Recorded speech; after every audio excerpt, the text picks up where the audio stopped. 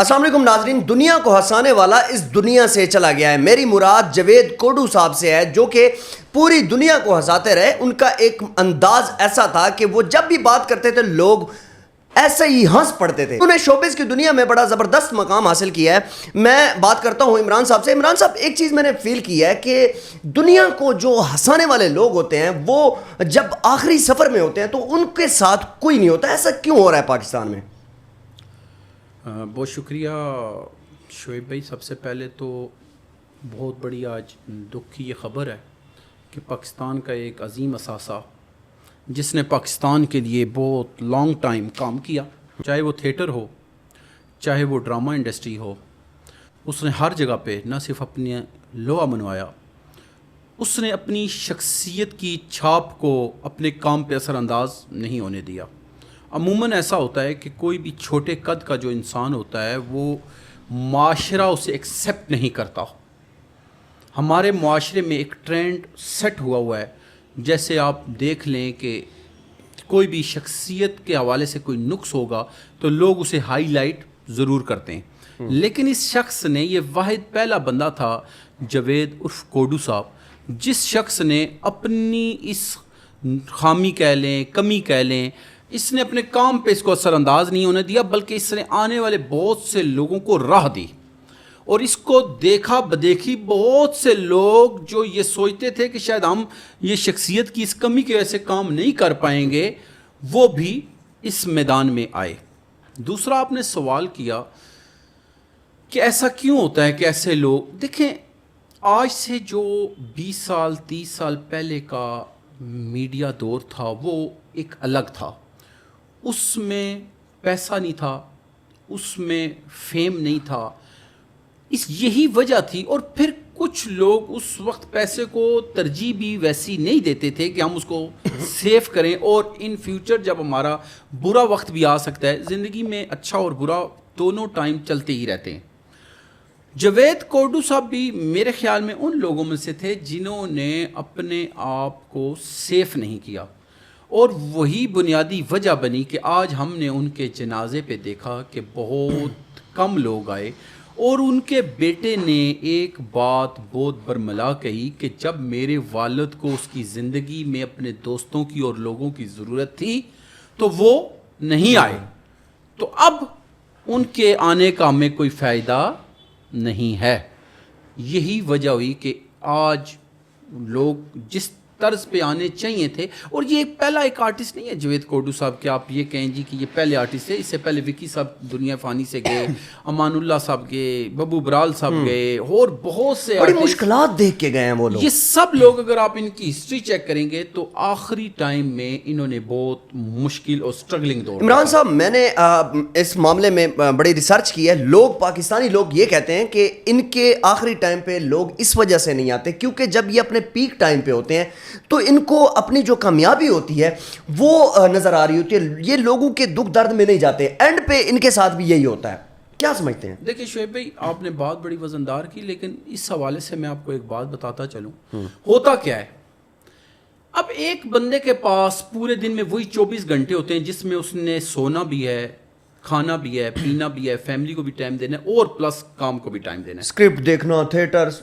جب ایک بندے پہ پیک ٹائم چل رہا ہوتا ہے تو اس کی زندگی 120 سے بھی اوپر کی سپیڈ پہ گاڑی چل رہی ہوتی ہے, جس میں وہ مشکل اپنے بچوں کو یا فیملی کو بھی ٹائم دے سکے, کیونکہ وہ کھاتے ہوئے بھی اسکرپٹ پڑھ رہا ہوتا ہے, گاڑی میں بیٹھا ہوا ہے تو وہ اسی پہ فوکس کر رہا ہوتا ہے, کہیں پہ جا رہا ہے آ رہا ہے, اس کے دماغ میں اپنا کام ہی ہے, جس کی وجہ سے وہ عموماً عام لوگوں کو, جو پرانے دوست ہوتے ہیں, جو فیملی فیلوز ہوتے ہیں یا کلاس فیلوز ہوتے ہیں, ان کو وہ ٹائم نہیں دے پاتا, جس کا لوگ پھر شکوہ بھی کرتے ہیں. جو آپ نے بات کی, یہ وہی شکوے کی بنیاد بنتی ہے جو وہ اپنے کام کی وجہ سے لوگوں, حالانکہ میں یہ سمجھتا ہوں کہ کوئی بھی کامیاب شخص ہے وہ بھی چاہتا ہے کہ میں دوستوں کو بھی ٹائم دوں, فیملی کو بھی ٹائم دوں, ہر ایک کام کروں. میں بھی دیکھیں, اب ایک بندے کو فیم مل گیا, وہ عام بندوں کی طرح کہیں پہ پکنک پوائنٹ پہ نہیں جا سکتا, وہ عام بندوں کی طرح کسی پارک میں نہیں جا سکتا, وہ عام بندوں کی طرح روڈ پہ نہیں جا سکتا ہے. اس کی وجہ کیا ہے؟ اس کی بنیادی وجہ یہ ہے کہ ہر جگہ ایک کراؤڈ اکٹھا ہو جاتا ہے اور وہ کراؤڈ اس کے گرد ہو جائے گا, جس کی وجہ سے وہ جو کام کرنے آیا ہوگا وہ بھی نہیں کر پائے گا. یہی جاوید کوڈو صاحب کے ساتھ بھی شاید اپنی زندگی میں ہوا. لیکن آج ہم جہاں پہ یہ باتیں کر رہے ہیں, میں یہ سمجھتا ہوں کہ ہمیں یہ بات بھی کرنی چاہیے. اچھا, یہ دکھنے میں نا تھوڑے سے ینگ لگتے تھے, لیکن جب میں نے ان کے بیٹے کو دیکھا تو مجھے لگا یہ کافی ایجڈ ہیں. کوئی آپ کو آئیڈیا ہے کہ ان کی ڈیٹ آف برتھ کیا ہے؟ جی جاوید کوڈو صاحب جو ہمیں معلومات ملی ہے اس کے مطابق یہ 1975 میں پیدا ہوئے, اور یہ لگ بھگ تقریباً 50 سال ان کی ایج تھی, اور 50 سال کی ایج میں ابھی انہوں نے انتقال کیا ہے. اور دوسرا یہ ہے کہ یہ لاہور سے تعلق رکھنے والے انسان تھے.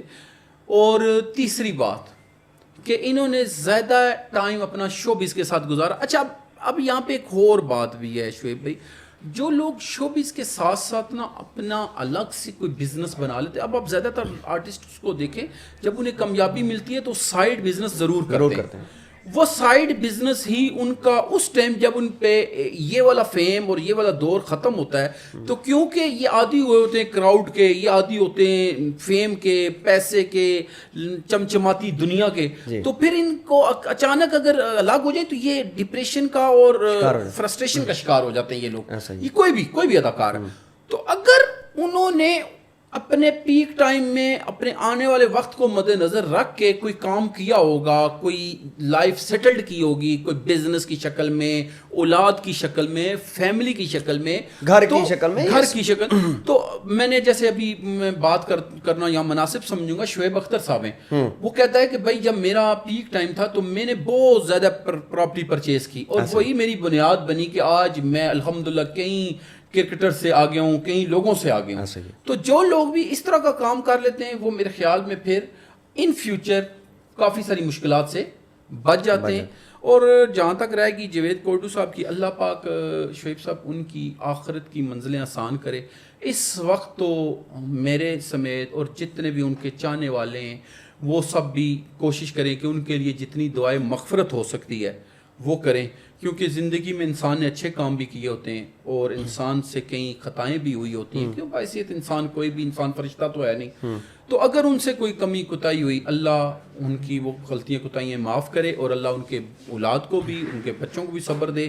اور آج ان کا جنازہ بھی بڑا یعنی کہ لوگوں نے شمولیت بھی کی, وہاں کے اہل علاقہ نے بھی شمولیت کی, کافی سارے اداکاروں نے بھی شمولیت کی.